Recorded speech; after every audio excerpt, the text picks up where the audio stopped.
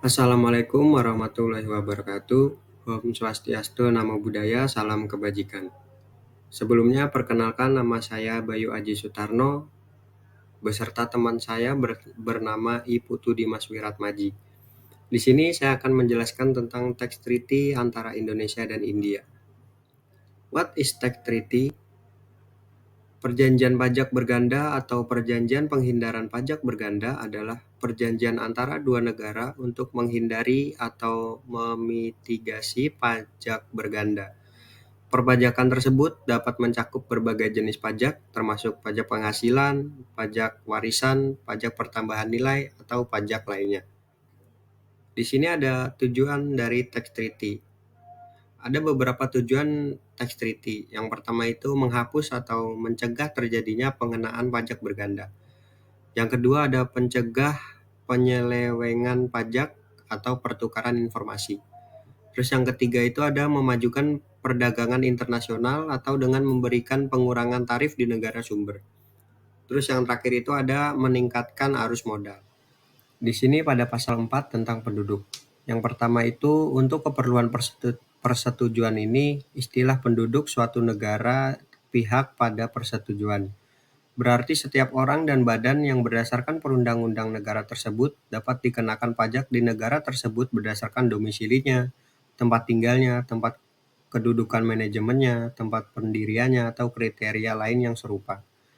Dan juga mencakup negara bagian tersebut dan setiap subdivisi politik atau otoritas lokalnya. Namun istilah ini tidak mencakup setiap orang atau badan yang dapat dikenakan sanksi di negara tersebut hanya sehubungan dengan penghasilan yang berasal dari sumber-sumber di negara tersebut. Yang kedua itu apabila berdasarkan ketentuan-ketentuan ayat 1, seseorang menjadi penduduk kedua negara pihak pada persetujuan, maka statusnya akan ditentukan sebagai berikut. Yang pertama, ia akan dianggap sebagai penduduk hanya di negara di mana ia mempunyai tempat tinggal tetap yang tersedia baginya. Jika ia mempunyai tempat tinggal tetap yang tersedia baginya di kedua negara, maka ia akan dianggap menjadi penduduk hanya di negara di mana ia mempunyai tempat tinggal tetap yang tersedia baginya di kedua negara. Maka ia akan dianggap sebagai penduduk hanya di negara di mana hubungan pribadi dan ekonominya lebih dekat atau pusat kepentingan vital.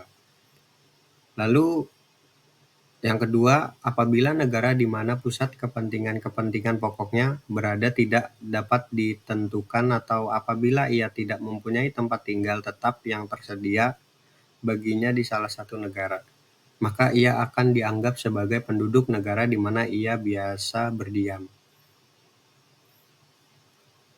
Yang ketiga itu apabila ia mempunyai kebiasaan tinggal di kedua negara atau tidak di salah satu negara tersebut, maka akan dianggap sebagai penduduk negara di mana ia menjadi warga negaranya. Lalu yang keempat, apabila status kependudukannya tidak dapat ditentukan berdasarkan sub-ayat A sampai C secara berurutan, pejabat-pejabat yang berwenang di negara-negara pihak pada persetujuan akan berusaha untuk menyelesaikan permasalahan tersebut melalui persetujuan bersama.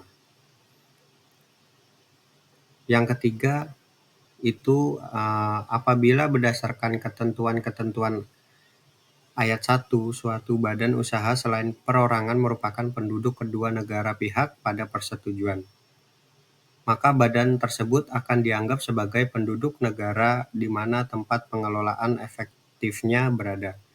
Apabila negara di mana tempat pengelolaan efektifnya berada tidak dapat ditentukan, maka pejabat-pejabat yang berwenang dari negara-negara pihak pada persetujuan akan berusaha menyelesaikan permasalahan tersebut melalui persetujuan bersama. Selanjutnya pada pasal 5 tentang bentuk usaha tetap.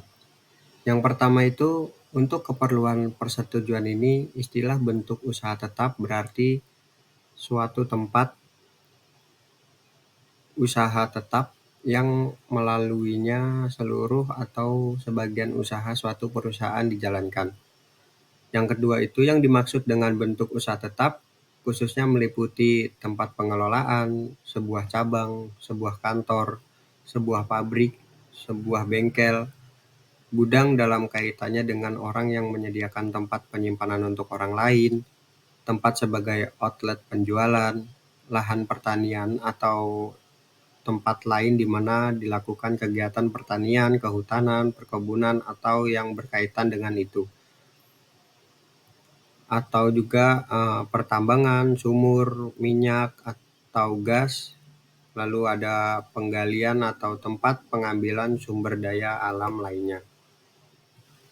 Yang ketiga, yang dimaksud dengan bentuk usaha tetap juga mencakup suatu lokasi bangunan atau suatu proyek konstruksi atau perakitan atau instalasi atau juga kegiatan pengawasan yang berhubungan dengannya, tetapi hanya jika lokasi, proyek, atau kegiatan tersebut berlangsung untuk jangka waktu lebih dari 183 hari.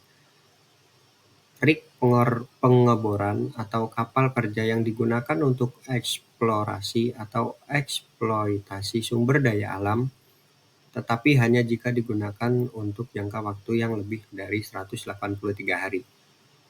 Lalu ada pemberian jasa-jasa, termasuk jasa konsultasi, yang dilakukan oleh suatu perusahaan melalui pegawainya atau orang lain yang ditugaskan oleh perusahaan itu untuk tujuan tersebut. Tetapi hanya apabila kegiatan-kegiatan tersebut berlangsung, seperti untuk proyek yang sama atau ada hubungannya di suatu negara pihak pada persetujuan selama suatu masa atau periode yang berjumlah lebih dari 91 hari dalam periode 12 bulan. Untuk materi selanjutnya akan disampaikan oleh teman saya yang bernama Iputu Dimas Wiratmaji. Lalu berikutnya ada penerimaan pajak atas penghasilan. Di sini saya ambil beberapa saja. Yang pertama adalah laba usaha yang terdapat di pasal 7 ayat 1-nya, laba suatu perusahaan dan suatu negara pihak hanya akan dikenakan pajak di negara itu, kecuali perusahaan itu menjalankan usaha di negara pihak lainnya melalui suatu bentuk usaha tetap. Apabila perusahaan tersebut menjalankan usahanya sebagaimana dimaksud di atas, maka laba perusahaan itu dapat dikenakan pajak di negara lainnya, tetapi hanya atas bagian laba yang berasal dari bentuk usaha tetap tersebut. Lalu berikutnya ada dividen. Terdapat di pasal 10 ayat 1-nya, dividen yang dibayarkan oleh suatu perseroan yang merupakan penduduk suatu negara pihak kepada penduduk negara pihak lainnya dapat dikenakan pajak di negara lain tersebut. Lalu ayat keduanya, namun demikian, dividen tersebut dapat juga dikenakan pajak di negara pihak di mana perseroan yang membayarkan dividen tersebut menjadi penduduk dan sesuai dengan perundang-undangan negara tersebut, akan tetapi apabila penerima manfaat yang menikmati dividen adalah penduduk negara pihak lainnya, maka pajak tidak akan melebihi 10% dari jumlah bruto dividen. Ayat ini tidak akan mempengaruhi pengenaan pajak terhadap perseroan itu atas laba dari mana dividen dibayarkan. Lalu berikutnya ada bunga yang terdapat di pasal 11, ayat 1-nya, bunga yang berasal dari suatu negara pihak dan dibayarkan kepada penduduk negara pihak lainnya dapat dikenakan pajak di negara pihak lainnya tersebut. Lalu ayat keduanya, namun demikian bunga tersebut juga dapat dikenakan di negara pihak di mana bunga tersebut berasal sesuai dengan perundang-undangan di negara tersebut, namun jika pemilik yang menikmati manfaat dari bunga tersebut merupakan penduduk di negara pihak lainnya, pajak yang dikenakan tidak boleh melebihi 10% dari jumlah bruto bunga tersebut. Lalu berikutnya ada royalti yang terdapat di pasal 12, ayat pertamanya, royalti dan upah jasa teknik yang berasal dari suatu negara pihak dan dibayarkan kepada penduduk negara pihak lainnya dapat dikenakan pajak di negara pihak lainnya tersebut. Lalu ayat keduanya, namun demikian, royalti dan upah jasa teknik tersebut dapat juga dikenakan pajak di negara pihak di mana royalti itu berasal dan sesuai dengan perundang-undangan negara tersebut. Namun apabila penerima manfaat royalti atau upah jasa teknik tersebut adalah penduduk negara pihak lainnya, maka pajak yang dikenakan tidak akan melebihi 10% dari jumlah bruto dari royalti atau upah jasa teknik.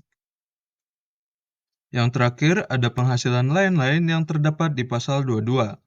Ayat pertamanya, jenis-jenis penghasilan yang diperoleh penduduk negara pihak dari manapun asalnya yang tidak disebut di pasal-pasal terdahulu dalam persetujuan ini hanya akan dikenakan pajak di negara pihak tersebut. Lalu ayat keduanya, ketentuan-ketentuan ayat 1 tidak akan berlaku terhadap penghasilan selain penghasilan dari pemindah tangan harta tak gerak sebagaimana disebutkan dalam pasal 6 ayat 2. Apabila penerima penghasilan adalah penduduk suatu negara pihak yang menjalankan usahanya di negara pihak lainnya melalui suatu bentuk usaha tetap yang berada di sana, atau melakukan pekerjaan bebas di negara pihak lainnya itu melalui suatu tempat tetap yang berada di sana, dan hak atau harta sehubungan dengan penghasilan itu dibayarkan, mempunyai hubungan efektif dengan bentuk usaha tetap atau tempat tetap itu. Dalam hal demikian, tergantung pada masalahnya, berlaku ketentuan pasal 7 atau pasal 14.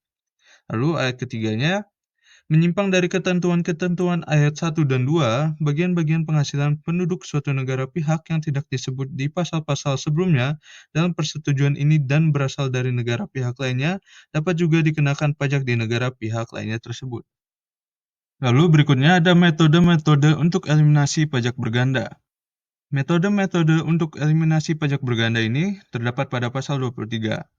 Ayat pertamanya, apabila penduduk suatu negara pihak memperoleh penghasilan yang sesuai dengan ketentuan-ketentuan dalam persetujuan ini, dapat dikenakan pajak di negara pihak lainnya. Negara yang disebutkan pertama akan memperbolehkan pengurangan dalam jumlah yang sepadan dengan pajak penghasilan yang dibayarkan di negara pihak lainnya dari pajak atas penghasilan penduduk tersebut di negara yang disebutkan pertama. Namun demikian, pengurangan tersebut tidak diperkenankan melebihi jumlah pajak penghasilan yang diperhitungkan sebelum diberikannya pengurangan yang terkait tersebut sesuai dengan keadaannya, terhadap penghasilan yang dapat dikenakan pajak di negara pihak lainnya. Lalu ayat keduanya, sesuai dengan ketentuan dalam persetujuan ini, apabila penghasilan yang diperoleh penduduk suatu negara pihak dibebaskan dari pajak di negara tersebut, dalam menghitung jumlah pajak atas sisa penghasilan dari penduduk tersebut, negara tersebut diperbolehkan memperhitungkan penghasilan yang dibebaskan. Sekian presentasi dari kelompok kami. Jika ada kesalahan dalam berkata, mohon dimaafkan. Sekian, terima kasih.